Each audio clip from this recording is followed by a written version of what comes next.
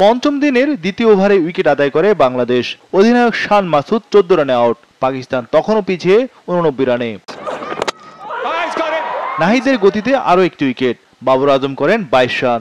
140 কিলোমিটারের বেশি গতিতে বল করে ব্যাটারদের বিপর্যস্ত করে রেখেছিলেন নাহিদ রানা। এরপর দৃশ্যপটে সাকিব। ক্যারিয়ারে প্রথমবারের মতো 0 রানে আউট সৌদ শাকিল। তখনও 50 রানে এগিয়ে বাংলাদেশ। 4 উইকেট তুলে পাকিস্তানকে চাপে ফেলে টাইগাররা। ক্রিজে এসে ওয়ানডে স্টাইলে ব্যাট চালান মোহাম্মদ রিজওয়ান। ওপেনার আব্দুল্লাহ শফিকও দারুণ সঙ্গ দিচ্ছিলেন।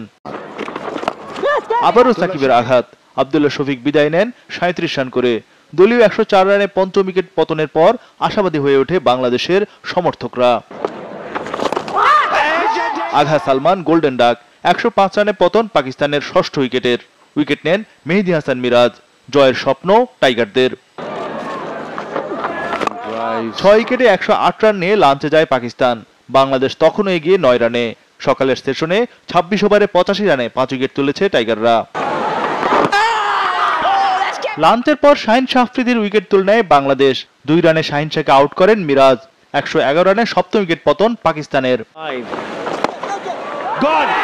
নাসিম শাহ আউট 3 রানে। সাকিবের তৃতীয় উইকেট শিকার।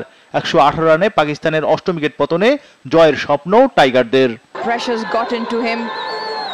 সাকিব গড়লেন বিশ্ব রেকর্ড। বাঁহাতি স্পিনার হিসেবে আন্তর্জাতিক ক্রিকেটে সবচেয়ে বেশি উইকেট শিকারী এখন টাইগার সুপারস্টার। ভেট্টুরির 705 উইকেট ছাড়িয়ে গেছেন তিনি। প্রতিরোধ করেন মোহাম্মদ রিজওয়ান। প্রথম ইনিংসে সেঞ্চুরি করা এই ডানহাতি পূর্ণ করেন 10ম 50।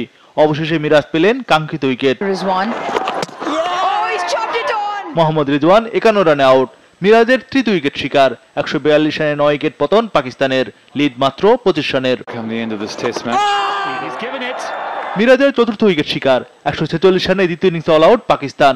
এতে জয়ের জন্য মাত্র 30 রানের টার্গেট পেয়েছে বাংলাদেশ। টার্গেট টপকাতে বেগ পেতে হয়নি টাইগারদের। সহজেই 10 উইকেটে জয় তুলে নেয় বাংলাদেশ।